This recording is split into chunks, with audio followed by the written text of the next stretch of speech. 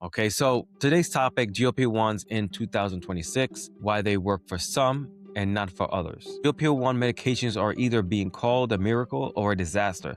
Some people are losing 20% of their body weight. Others are saying it didn't work for me at all. And some are regaining everything when they stop. So what's the truth? Today I'm breaking down the newest real-world data, why it doesn't work for everyone, and why exercise matters more than people think, and what happens when emotional eating is involved.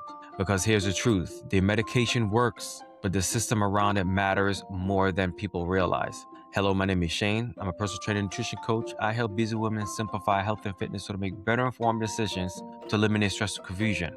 Well, GLP-1s actually do. Let's start simple. GLP-1 medications reduce appetite. They increase satiety. They slow gastric emptying. They reduce food noise for a lot of people.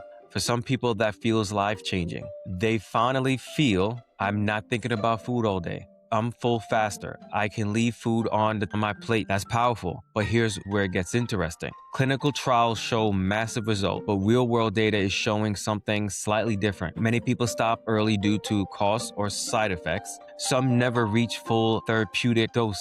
Some take it inconsistently, so average weight loss in real life is often lower than the headline numbers. They say also appears to be a responder versus non-responder group. Some people lose 20%, some people lose 5%, some barely respond. That doesn't automatically mean they did something wrong. They may be biological differences in response. This is where I lean in as a coach. GLP-1s can lower the number on the scale. Strength training helps decide what you lose. You don't lose just fat, you lose muscle too. And if you're not resistance training, eating enough protein, weight loss without strength training can make you smaller, but not necessarily stronger, healthier, or more metabolically resistant. If you're on GLP-1s, lift 2 to 3 times a week. Prioritize protein daily, walk consistently. Why it doesn't work for some people now.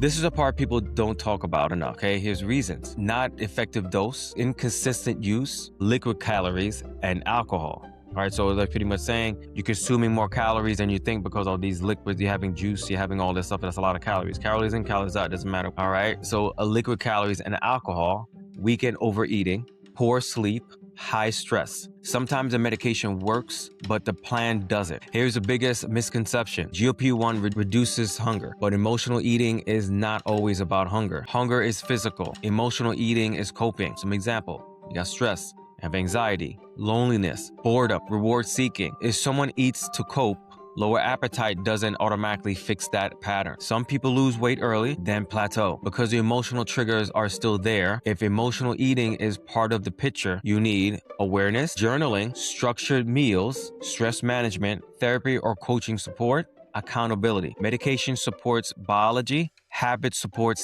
sustainability. All right, so what happens when people stop? This is another important conversation. When people stop GLP-1 therapy, many regain weight. And why? Because appetite returns. And if no habits were built, the old system comes back. That doesn't mean that the medication failed. It means maintenance needs a plan. If you're on GLP-1 or considering one, here's what I recommend. Strength train 2 to 3 times a week. Hit a protein target daily. Track waist and strength, not just scale. Identify emotional triggers. Build a maintenance plan early. If you're on GLP-1, what has your experience been? Have you noticed appetite reduction, but still struggle with emotional eating? Do you strength train while on it? Respond in the chat. GLP-1s are a powerful tool. They are not magic. They work best when paired with strength, structure, protein, sleep, stress management, and accountability. The goal isn't to just lose weight. It's to protect your muscle, improve health, and build something sustainable. And I really want people to realize it's a tool. It's another tool in your toolbox to help you get there. It shouldn't be the one and only tool you have. And some people lose weight just by taking it. Some people don't. They have to work out. They have to exercise. They have to get their steps in. They have to have something else to help them out. And like I said, definitely don't be ashamed of it. I know there's probably some people that's still ashamed of it. But anyway, I thank you for joining me today. If you found this helpful, be sure to share with someone who might need to hear this message. Remember, prioritizing yourself is a choice you'll never regret. Have a good one.